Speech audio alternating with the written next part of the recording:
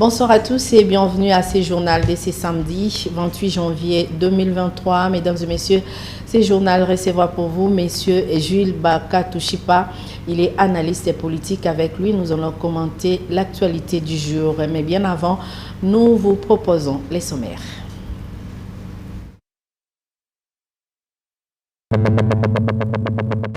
Le chef de l'État, Félix Tshisekedi, rassure le peuple quant aux mesures prises pour barrer la route aux aventures du Rwanda et du M23. Il a dit à la 84e réunion du Conseil des ministres. Le président national de leadership et gouvernance pour le développement, Augustin Matata Ponyo, appelle les Congolais à s'enrôler massivement. Il a fixé l'opinion sur les raisons qui doivent pousser les électeurs à s'enrôler.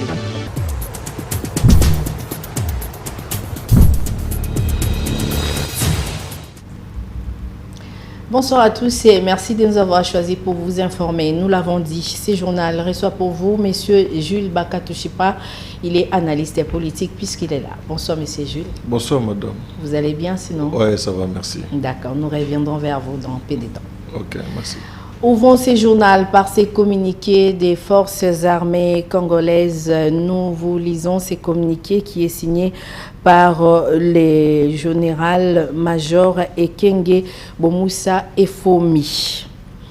Après les massacres des populations civiles à Kishiché et à Bambou, en territoire de Rutshuru, des faits probants et des renseignements précis renseignent de la présence aujourd'hui dans le Massissi d'un corps expéditionnaire des forces spéciales de l'armée rwandaise chargé de commettre un autre massacre ciblé contre des Tutsis congolais afin d'attribuer ces actes ignobles aux forces armées de la République démocratique du Congo et de trouver un alibi convaincant pour justifier devant l'opinion internationale la présence des troupes agressions rwandaises en République démocratique du Congo. L'acharnement de l'armée rwandaise sur Kichanga et les autres agglomérations du territoire des Massissi a pour objectif de se livrer à cette sale besogne et constitue la volonté manifeste du pouvoir de Kigali de commettre un énième pogrom conformément à ses habitudes et à sa culture génocidaire. Ainsi, les forces armées de la République démocratique du Congo appellent la population à plus de vigilance. La République démocratique du Congo et son armée sont déterminées de mettre en œuvre tous les moyens disponibles pour la défense de l'intégrité territoriale de notre pays et rétablir la paix, tant entendue par la population congolaise pour leur développement et leur épanouissement. Fait à Kinshasa le 28 janvier 2023, le porte-parole des forces armées de la République démocratique du Congo Ekenge Bomoussa Efomi Sylvain, général-major. Poursuivons ce journal. Le chef de l'État, Félix Antoine Tshisekedi Tshilombo, a présidé le vendredi par visioconférence la 84e réunion du Conseil des ministres à la ligne de mire la chute de Kichanga, cité située à une centaine de kilomètres à l'ouest de Goma. Félix Antoine Tshisekedi Tshilombo rassure le peuple quant aux mesures prises pour barrer la route aux aventures du Rwanda et du M23. L'extrait du compte rendu du Conseil des ministres avec le ministre de la Communication et porte-parole du gouvernement, Patrick Mouyaya. Félix Antoine Tshisekedi Tshilombo a présidé ce vendredi 27 janvier 2023 la 84e réunion du Conseil des ministres par visioconférence. 5 points étaient inscrits à l'ordre du jour, à savoir 1. Communication du président de la République, chef de l'État. 2. Point d'information. 3. Approbation d'un relevé des décisions du Conseil des ministres. 4. Examen et adoption de dossiers. Et 5. Enfin, examen et adoption de textes. Avant d'aborder le premier point de sa communication, le président de la République, chef de l'État, commandant suprême de forces armées de la République démocratique du Congo et de la police congolaise, a informé le Conseil qu'il a présidé peu avant le Conseil de ministres une réunion des sécurités, consécutivement à la situation sécuritaire qui prévaut à Kichanga en particulier et dans la province du Nord Kivu en général. Il a tenu à rassurer toute la population congolaise en général, particulièrement celle du Nord Kivu en particulier, que toutes les mesures sont prises pour barrer la route aux aventures du Rwanda et du mouvement terroriste M23. La communauté internationale a été de nouveau interpellée par les présidents de la République au regard des conséquences désastreuses que génère cette situation sur les populations congolaises.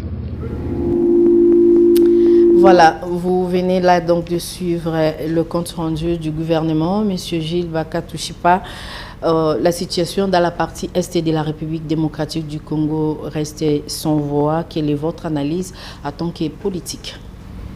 Merci beaucoup, madame, pour l'invitation. C'est vrai, ce qui se passe à l'est de la RDC est très préoccupant, pas seulement pour nos forces armées, mais c'est pour toute la population congolaise qui est vraiment intéressée pour savoir au juste qu'est-ce qui se passe. Parce que il n'y a pas longtemps, on laissait entendre que c'était les M23 et après, c'est les Rwandais. Peut-être après-demain, on va apprendre encore qui est derrière les Rwandais. Donc c'est pour montrer aux Congolais que les complots contre la RDC, Lumumba en avait déjà parlé. Ce n'est pas une affaire qui date d'aujourd'hui.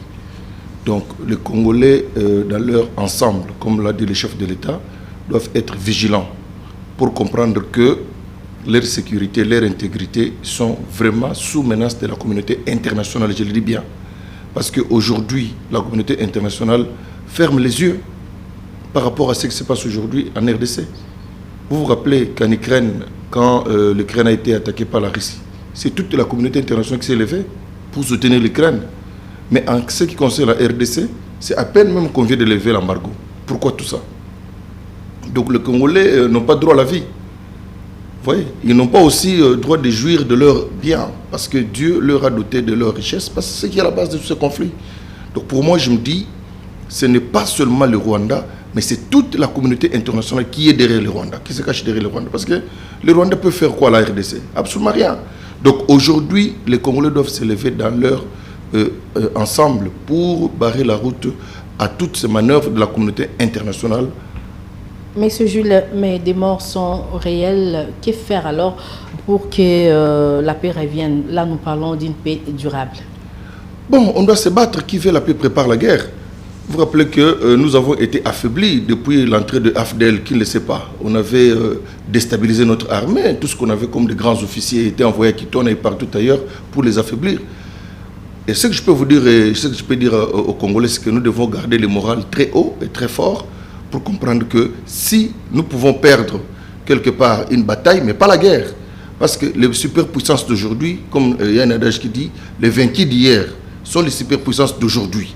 Donc ce que les Rwandais est en train de faire, ça réveille aussi l'intelligence et la compétence, que je peux dire toutes les qualités de Congolais, pour qu'ils comprennent qu'ils doivent se lever pour se battre. Donc si nous perdons aujourd'hui, ce qui se passe là, c'est vrai, nous le regrettons, parce qu'il y a des pertes en vie humaine, c'est des gens qui ont droit à la vie. Mais le Rwanda, il est en train de suivre les instructions qui lui sont données par section derrière le Rwanda. Donc moi je me dis, c'est un processus. Aujourd'hui nous avons réussi à le faire lever l'embargo qui pesait sur la RDC. Demain, nous allons nous équiper aussi pour faire face à cette guerre. Le lendemain, quand nous allons commencer à attaquer, comme le Rwanda le fait aujourd'hui, que la communauté internationale aussi se taise.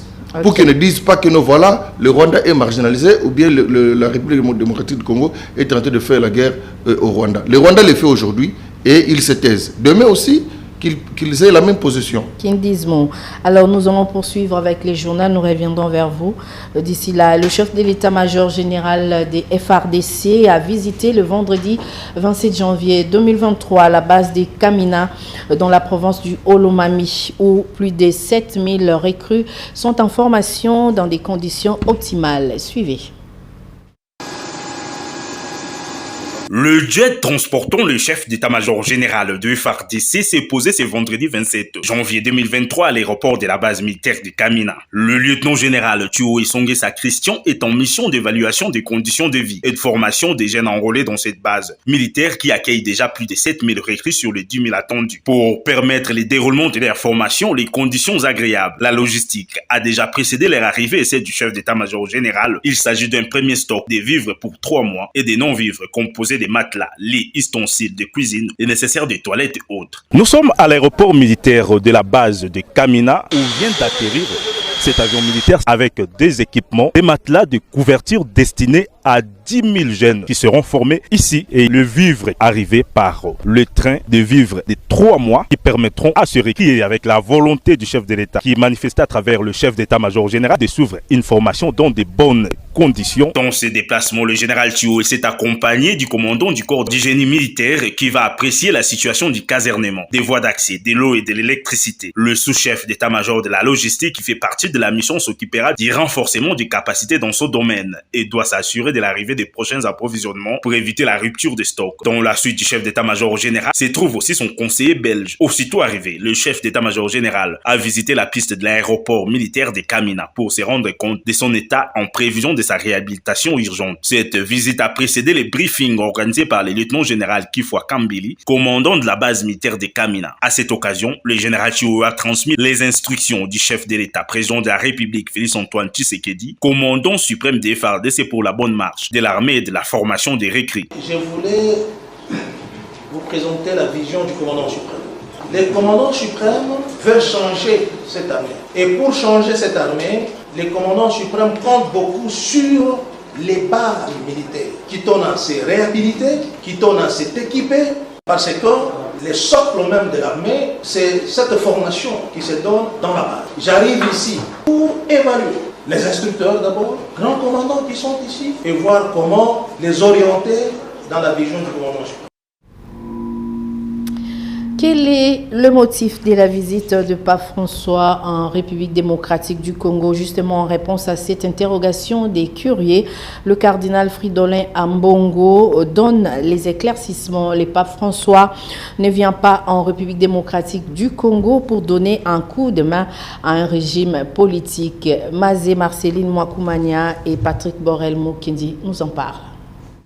Le cardinal Fridolin Ambongo a tenu aussi à sa manière à rassurer les Congolais chrétiens quant à la venue du pape François Ier en RDC. Il est vrai que cela coïncide avec l'année électorale, mais sa visite n'a rien à voir avec la légitimation ou un coup de main à apporter au régime politique en place.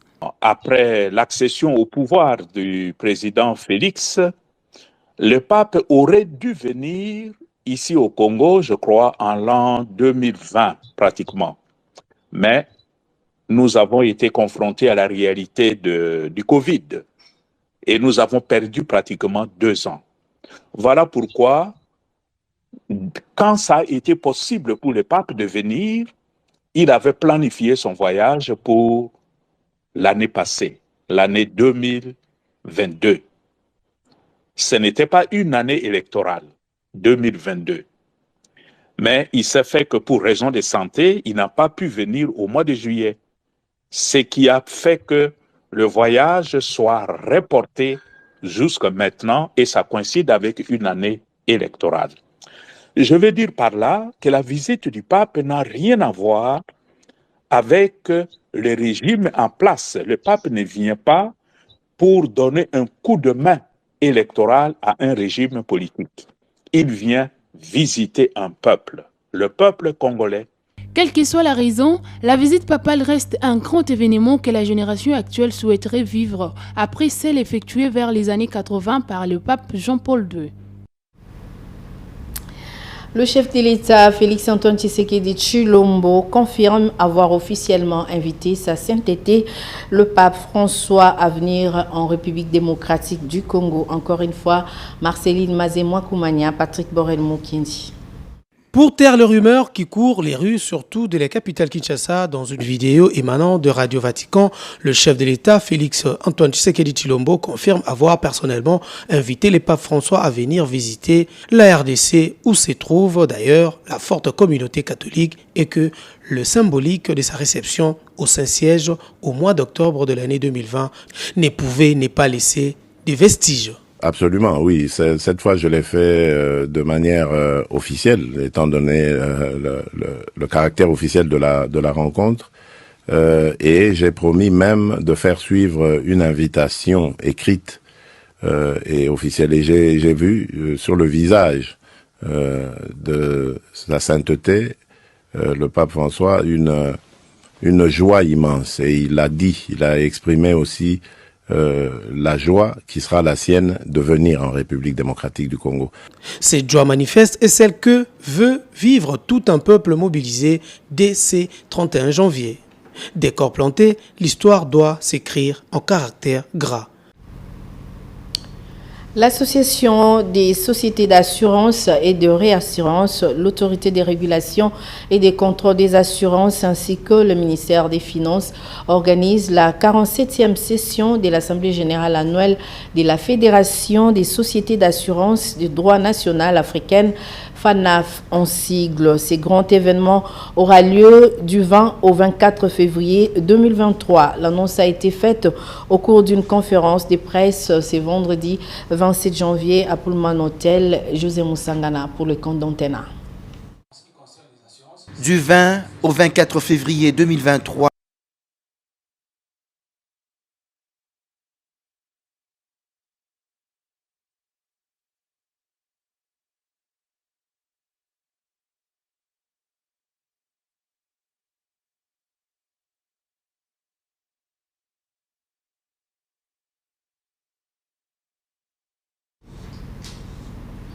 Toutes nos excuses pour la qualité de cet élément. Nous y reviendrons demain sans faute. Passons à autre chose.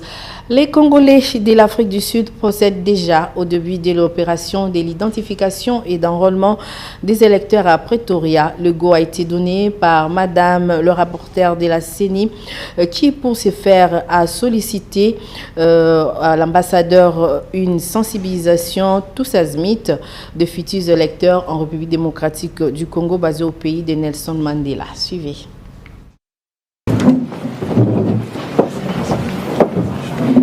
Excellence, Monsieur l'ambassadeur, nous vous félicitons pour cet exercice citoyen et vous demandons de sensibiliser et d'encourager vos compatriotes qui sont ici en Afrique du Sud pour qu'ils soient massivement enrôlés. Nos sincères félicitations.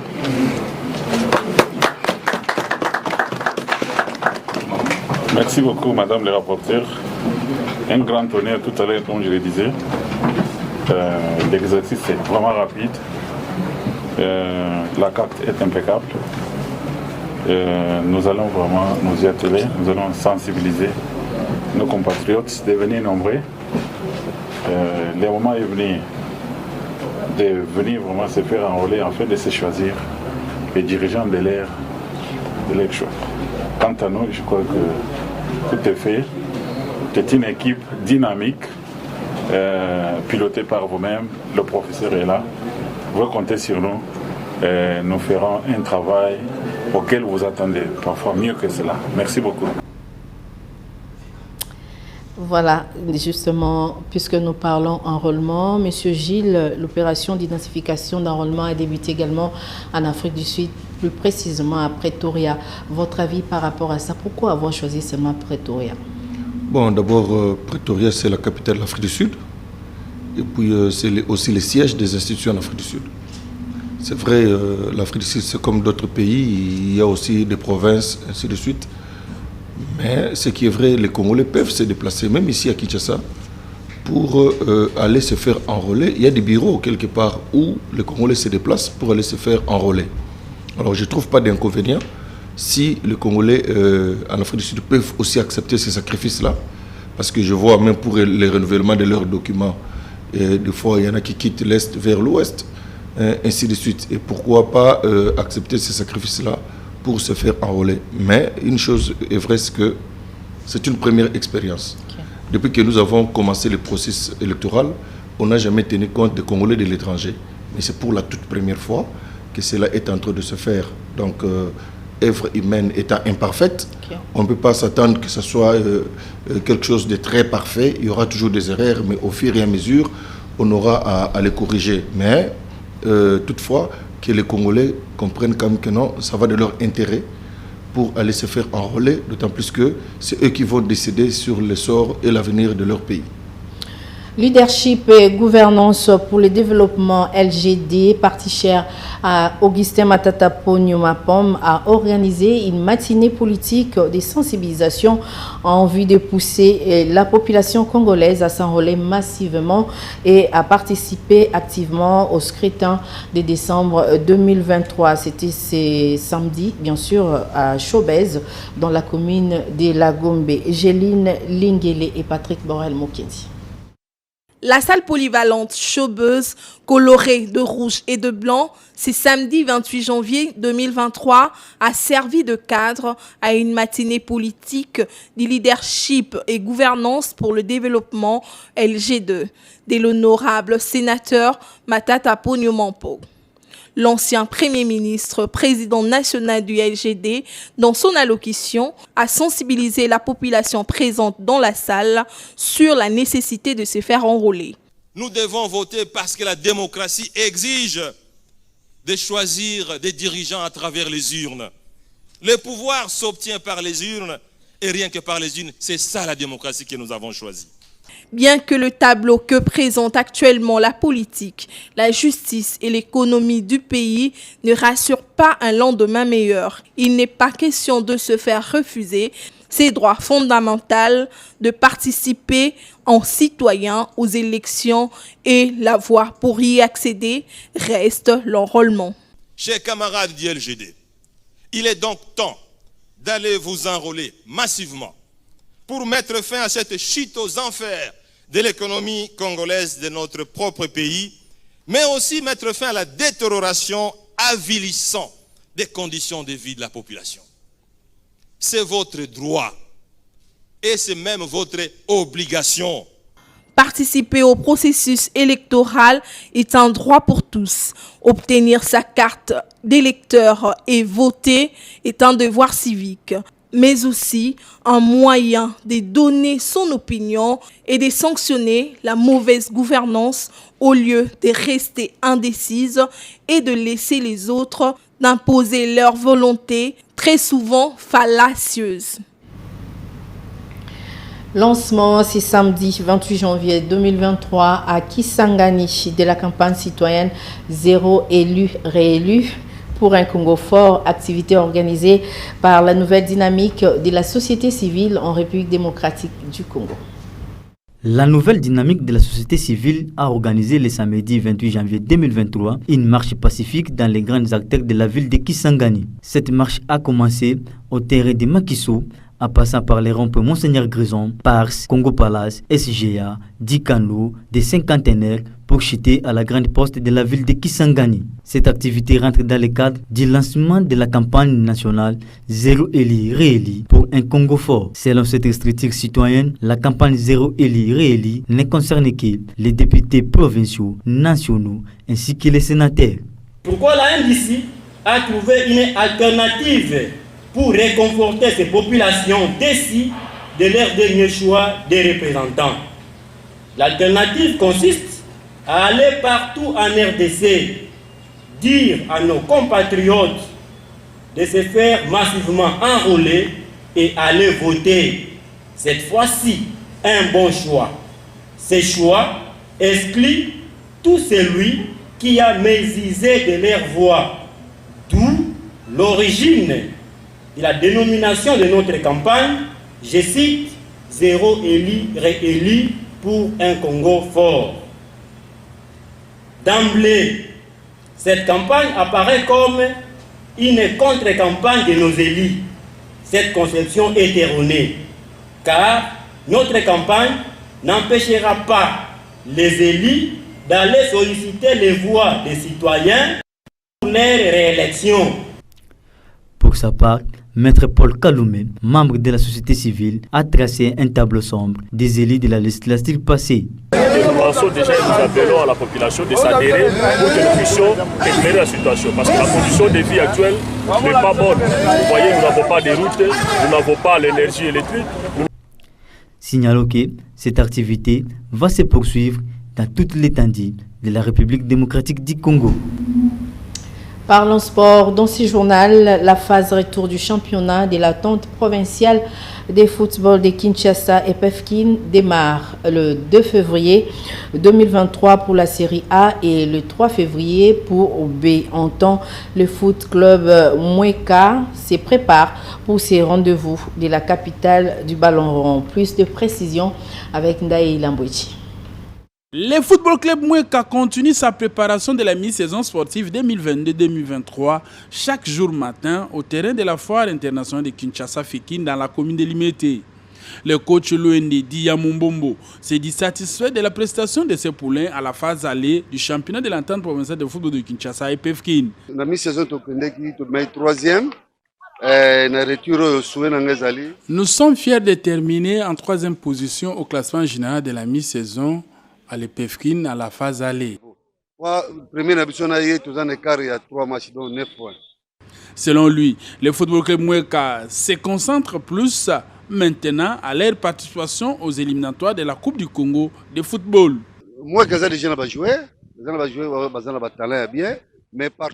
Le Football Club Mweka va jouer la Coupe du Congo en représentant la ville de Kinshasa. Nous demandons à tous les supporters d'encourager et de soutenir l'équipe de Mweka. Nous savons que nos adversaires viendront aussi pour jouer. Mais en attendant, nous allons négocier match par match pour le championnat de l'entente provinciale de football de Kinshasa et Pefkin.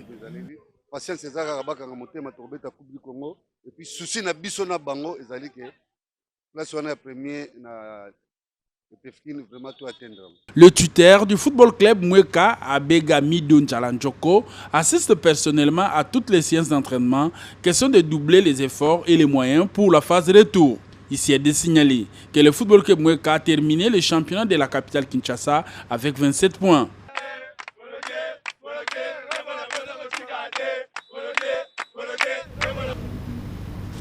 Voilà, M. Jules Bakatouchipa, un message par rapport à ce qui se passe dans notre pays, à tous les téléspectateurs qui ont eu l'occasion de vous suivre à travers ce journal. Merci beaucoup, madame.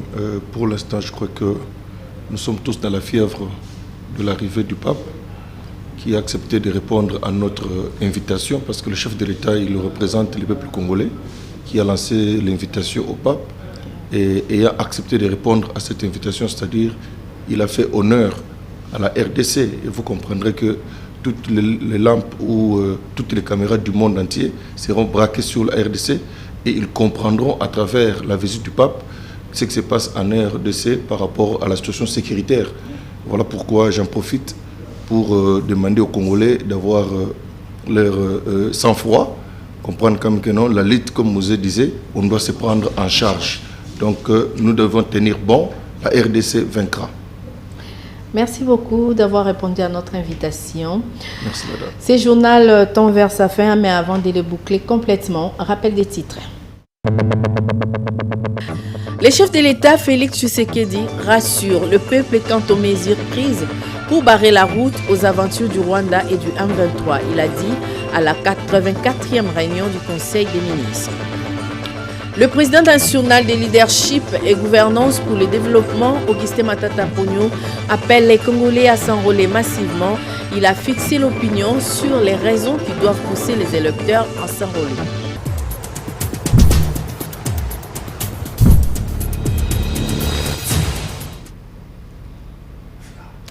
Au nom de Patrick Borel-Moukendi, chef d'édition, je vous dis merci de nous avoir suivis. Le prochain rendez-vous pour les informations, c'est demain à 19h. Quant à moi, je vous retrouve demain à 10h pour les comptes d'initiative et développement. Au revoir.